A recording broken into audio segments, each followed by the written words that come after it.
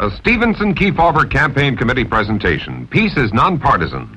Adlai E. Stevenson and Senator John F. Kennedy of Massachusetts discuss our most vital problem. I think that's right. I think, obviously, that the major issue in this campaign and the major concern of the whole world is the subject of war and peace.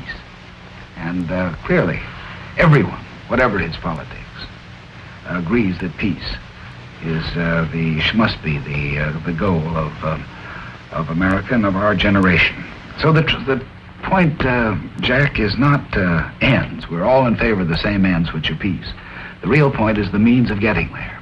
Yes, Governor, I think that obviously with the development of atomic and hydrogen weapons, that war as a successful means of prosecuting policy has been eliminated, so that therefore the central problem of all of us is to develop policies which will protect the security of the country without war and which will check the advance of the communists. There are two great factors at work at the same time. One of them, of course, is communism, as you have indicated, the growth, the spread of communism all over the face of the earth. And the other is the revolution of the newly independent people. Many people forget, I'm afraid, that in a matter of a few years, more than half the human race has attained political independence for the first time in hundreds of years.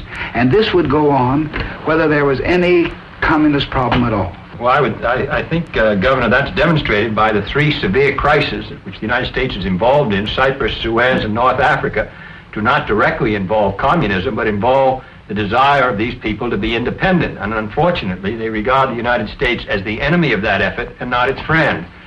Yes, and of course, communism always exploits these discontents and makes the most of it and turns them against us. What emerges in my mind, perhaps more significantly than anything else, is that these underdeveloped countries are going to develop. They're going to industrialize. They're going to have more of the good things in life. They're going to improve their standard of living one way or another. They're either going to do it our way, the free way, by consent of their people, or they're going to do it the Soviet way, the communist way, by involuntary methods, by forced labor, forced savings, and so on. The important thing, it seems to me, Jack, is to persuade these people that they may preserve their independence, that they can keep free too, the way we have been. But to do that, we're going to have to help them.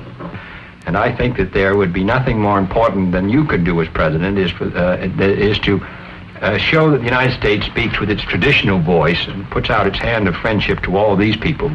And after all, you don't stop ideas at boundaries, and you don't stop them with bullets. And basically this is a competition for people's allegiance, because at heart we have all the advantage, because we are on the side of freedom and individual liberty. We must exploit this advantage. We must make people persuade them that we have their welfare, their improvement at heart too. This basic problem of maintaining the peace and holding our security, it seems to me, has three elements. First, to maintain our traditional allies and the friendship of our traditional allies in Western Europe. Secondly, to weaken the hold that the Soviet Union has on its satellite countries. And thirdly, to win, as we've already discussed, the friendship of these people now emerging. And that is the basic issue, the reassertion of American leadership, the enunciation, the pursuit of a coherent policy which commands the confidence of all of our friends in the world, and there are many. I think that is the first concern of any president of the United States, that it must be.